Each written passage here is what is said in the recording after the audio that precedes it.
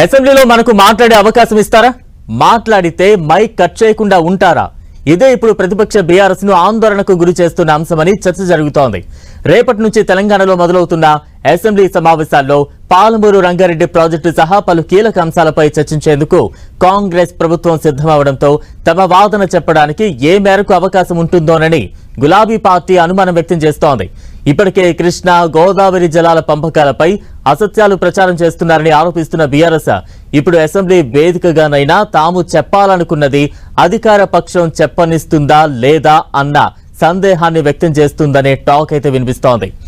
3 నుంచి 4 రోజుల పాటు జరిగే ఈ అసెంబ్లీ సమావేశాల్లో పలు కీలక అంశాలపై చర్చించాలని కాంగ్రెస్ ప్రభుత్వం నిర్ణయించింది.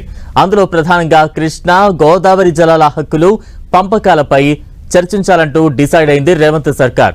మరి ముఖ్యంగా పాలమూరు రంగారెడ్డి ఎత్తిపోతల పథకంపై బీఆర్ఎస్ అధినేత మాజీ సీఎం కేసీఆర్ విమర్శలు ఆరోపణలపై చర్చ పెట్టాలని ముఖ్యమంత్రి రేవంత్ రెడ్డి నిర్ణయించినట్టు తెలుస్తోంది.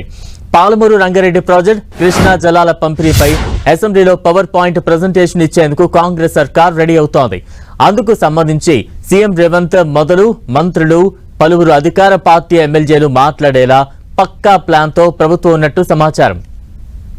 పాలమూరు రంగారెడ్డి ఇరిగేషన్ ప్రాజెక్టును తమ హయాంలో 90% పూర్తి చేశామని కాంగ్రెస్ అధికారంలోకి వచ్చి 2 ఏళ్లవుతున్నా ఇప్పటి వరకు తట్టెడు మట్టి తీయలేదని కేసీఆర్ సహా బీఆర్ఎస్ ఆరోపిస్తోంది.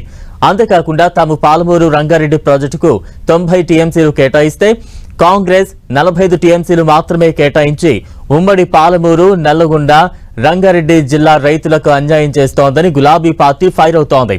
కృష్ణా జలాలను ఆంధ్రప్రదేశ్ కు తరలించే కుట్ర జరుగుతోందని అనుమానం వ్యక్తం చేస్తోంది బీఆర్ఎస్.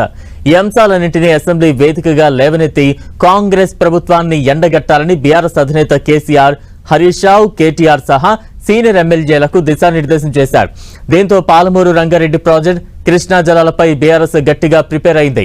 కానీ అసెంబ్లీలో ప్రతిపక్షానికి మాట్లాడే అవకాశం ఇస్తారా లేదా అన్న సందేహాన్ని వ్యక్తం చేస్తున్నారు బీఆర్ఎస్ నేతలు.